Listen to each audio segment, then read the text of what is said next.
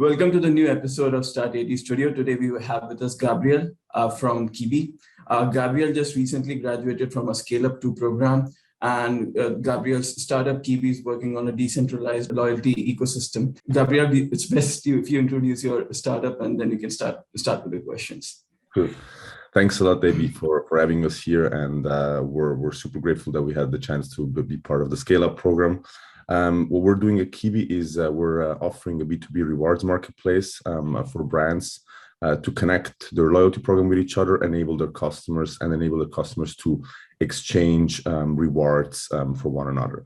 We're doing this really successfully with a few large airlines and other brands. So we're very happy that we were able to expand it into the UAE with Scale Up. So Gabriele, this is a very unique sort of an idea, unique sort of a solution. What got you started on something like this? Like even visualizing that companies have their own loyalty programs and customers are not able to see that kind of value unless until they're able to exchange on it. So what exactly clicked? What made you think that, okay, this is something we can do? I mean, this was really a journey in the process. So it wasn't a straightforward waking up in the morning and saying, this is the idea, but it was really talking with a lot of different brands, making a lot of different tests, product tests, and really experimenting a lot, getting data and seeing, okay, this is the direction that we have to go. There were, of course, some let's say pivotal moment where we had certain meetings and you had like that light bulb going on. So that there were a few of these meetings, but it really is a journey. So it doesn't just happen in a week or two, but it's really a journey that goes over years and years. So as background to this, were you working on something of a similar project, and then you thought, okay, this is an additional new thing that I can straight away jump on? What was the background before this? So we always worked in loyalty, and before we built the rewards marketplace, we basically had our own loyalty program in Switzerland with different brands like Burger King, Subway, and around 100,000 users. And what we saw is that the bigger the brands were getting, the more they wanted their own thing. And we really saw that, let's say, connecting the whole loyalty market on an application layer is very difficult because everybody wants to have their own relationship to the customer, wants to customize the front end and the user experience. So that one loyalty program for everybody, that will be very difficult. But one infrastructure for the whole loyalty market that works, and that's what we wanted to focus on. Okay, so as a career path, were you always like, one day I will be an entrepreneur? It happened naturally, you started making choices which one day led to qiibee getting founded. I mean, my brother and I, we co-founded qiibee together, and we both come out from a, let's say, entrepreneurial background. So our parents, they both built their own company, and we were really part of. So I was born 1 year after their company was born. So basically, Janug and I grew with the company, and we really saw, let's say, a huge part of that journey was done with us together. So we went in business meetings, we went to do business journeys. So it was very early to learn that part, and we didn't know anything else. You know what I mean? Like for us, that was the normal life. And so for us, it was also clear, okay, we want to be entrepreneurs like our parents. And of course, you have quite a bit of freedom when you see what you can do as an entrepreneur. You can work everywhere. I mean, my parents always connected vacations and business meetings. So for us, it was like normal. You can have fun, but you can also have business at the same time. So that was honestly the biggest inspiration to go in this direction. And what is it like being an entrepreneur? So what kind of challenges do you face every day, and what is that prize at the end of the day? You're like, okay, what was worth it? It was a very hectic day, but was worth it. It's a good question. At the end of the day, I think that one part is for sure the self-fulfillment. So you wouldn't do this, and you couldn't do all the ups and downs if the work doesn't fulfill you in that sense. So I think it has to be a very intrinsic motivation in that sense, because if you just think about the reward and let's say about the money and what you can do, you won't have the willpower to go through all the up and downs. So first, it really has to be self-fulfillment for someone. So if you wake up in the morning and if you wake up to work until late in the evening, it's because it fulfills you and you like to do it. That's the first part. Second part is really, of course, when we look at our mission, we know that doing the right job, we can create a huge amount of value for this world. And that really is something very rewarding, that we know, okay, as the longer we're pushing forward, the more we're pushing forward, the higher the probability that we can achieve our mission and really unlock a huge amount of value for the whole world. When COVID happened, the way the consumer spending money was a little bit different than it is now. And so how's the COVID and the entire world moving online has impacted your business, in terms of consumer spending, in terms of consumer behavior, in terms of choices they make on the digital world and the physical world? So what we saw for sure, and there was, like, everybody saw it, of course, everything retail where you had to go out and you had to go into the store was basically the one most affected in the last 2 years, where we also really saw our customers delaying their launches because they just didn't open their stores and it was still on lockdown. So that was one part. The other part was really that, of course, it changed completely because just with the home office, people were spending a huge amount of time at home. In general, since everything was closed, basically from sports to food to entertainment to gastronomy, everything went basically home. So a lot of customers had to think about, hey, how are we actually bringing the experience to the customers at home, and basically reinvent themselves. And we saw a few customers that did that quite well. That said, you know what, we have to change how we're actually offering our products because COVID is just making a huge change. And there were other customers that were pretty strict and said, you know what, we'll just wait until it's over and then we do business as usual. So you always see a bit depending on the customer how they changed. One thing that they had all in common is loyalty was crucial for them, because exactly in cases like COVID, where customers are super uncertain, there is a lot of let's say fear and doubt in the air and in the market. People want to have stability. And so the brands that the brands where you get a certain quality, those are exactly the brands that you will stick to it. So loyalty, we saw that in COVID was more important than ever to actually be able to survive this period of time for certain brands. So you mentioned talking to a lot of corporates, engaging with the corporates. So how's it different, sort of connecting with these corporates through an accelerator program model versus, having a direct engagement, reaching out to them on your own personally? So how's it different? It's for sure super structured. So what is very good is the customer that you want to talk to, the enterprise that you want to talk to, they actually start a conversation with you and they know exactly what is going on in the next 3-4 weeks.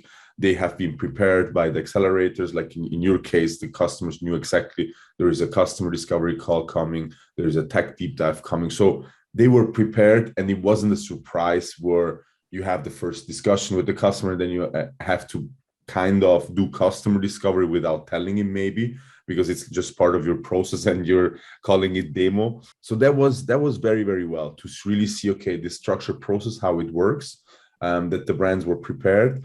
The setup that we had with the champions that really were focused on helping us basically doing a deal with their company, that helped a lot, because of course you get insights and you get support that otherwise if you do it in a direct approach, it's much more difficult to get.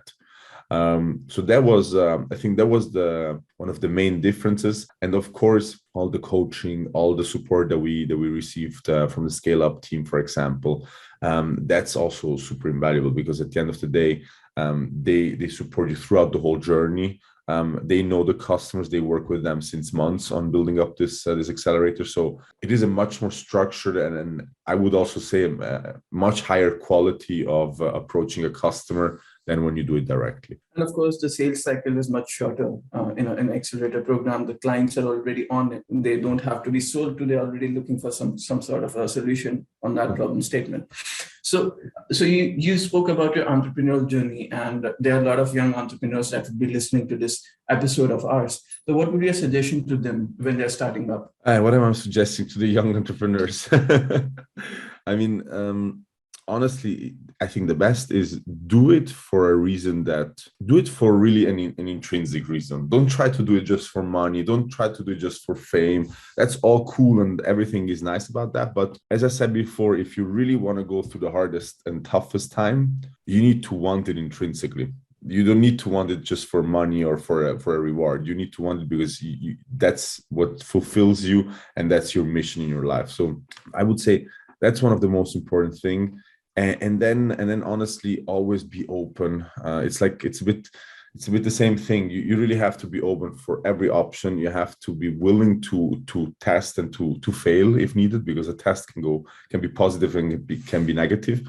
And to be happy in both cases, because if you succeeded, that means you're one step more near at your goal. But if you failed, you learned a lot. So you know what you don't have to do the next time, or you know how to do it better. So I think that is something that when I talk with different entrepreneurs, they want to do everything right from the beginning. And that's like, of course, yeah, we all want to do everything right from the beginning, but you have to have the mentality that, okay, it's okay if in the meantime a few things don't work out as they should. I will learn from that, and my business will actually develop on top of that. So I would really say do it for an intrinsic reason. Be open and really learn every day by succeeding and by failing. So being open to making mistakes is very good, but it's always good to not make mistakes, or make lesser mistakes and mitigate the risk. So what would you say would be a low risk strategy in terms of entering a new market from your experience? What can an entrepreneur do when entering a new market to sort of control the risk they have while doing so? I mean, it's basically, if you want, it's splitting up the process of how you offering or how you imagine to offer your product to a customer. If you build your product before you actually talk to the customer, you invest a huge amount of money and time into a product where you don't have yet customer feedback. So there you're making a huge risk and you don't have yet the information. So I would say be always data driven, meaning that what hypothesis do you have now? How do you want to basically test that hypothesis, and what data do you need?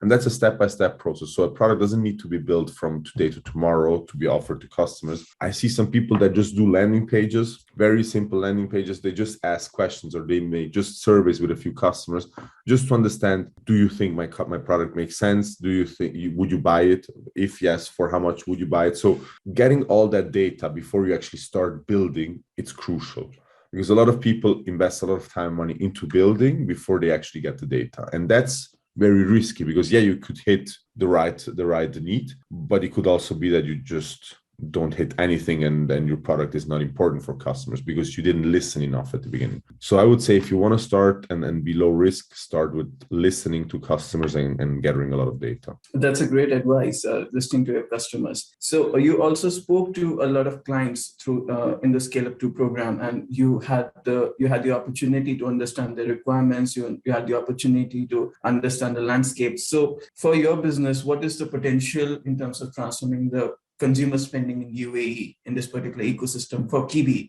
as a whole? What do you see? I mean, it's huge. There are for us, there are really a few very big partners and players in the UAE that are huge in the loyalty market. So we see that through the connection that we did also now with the Scale Up accelerator with Aldar and MAF.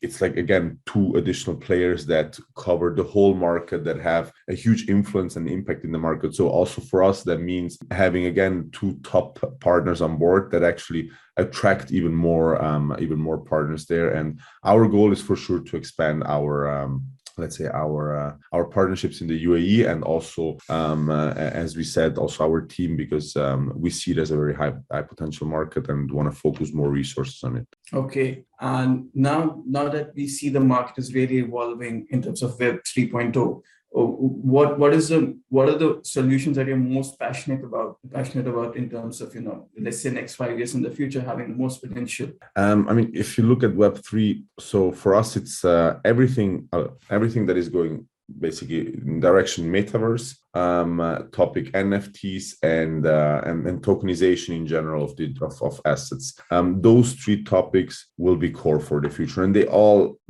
are let's say, connected together, because at the end of the day, metaverse is just, for example, at the end of the day, the visual summary of all this digital, let's say, resources that we're building. It's basically a place where you actually see, let's say, the internet, the new internet. And so those are the applications that we're super excited about, that we're really looking and observing and also testing in different ways very nearly, because we see that there is a huge amount of potential. As always, when technologies are being hyped, there is a lot of potential, but there is a lot of stuff that doesn't make sense. So you always have to filter a bit, and you have to understand what you actually want to focus on. But at the end of the day, for the loyalty market, all these three, let's say, applications of Web3 will have a huge impact. Be it the metaverse, being NFTs, and how we're seeing it already now, tokenizing points, miles, stars, etc., stamps. It makes absolutely sense. It's a no-brainer, and the whole loyalty market will sooner than later wake up and understand, we have to go into that direction. And from there on, it will be very fast. It will be very fast into NFTs, into metaverse, etc., etc. But it takes for sure another 3 to 5 years. Yeah, I think they connect really well to qiibee's core. And so in terms of future, next 1 year, what are the most ambitious goals for qiibee? So we want to onboard as many brands as possible. We want to expand our ecosystem. And there are different markets that we're entering right now. With new brands, we'll be focused a lot on the US, but of course still push Europe, and as we said, UAE is more and more important for us, and will be in focus. But the goal is really to bring as many brands as possible on board, to expand our marketplace, and to deliver the value that we're promising. So that's what we're fully focused on, and the growth is always as always very, very ambitious, because we need to grow fast. So we want to move forward, and let's see how many brands we can get on board until end of the year. Okay, all the best. We really look forward to witnessing your journey and growth. Thanks a lot. Thank you so much, Gabriele, for taking the time today. It was a pleasure speaking with you, and it was a pleasure working with you during the program. Same here. Thank you very much for the opportunity. Have a great day. And the time. Thank you, B. Thank you.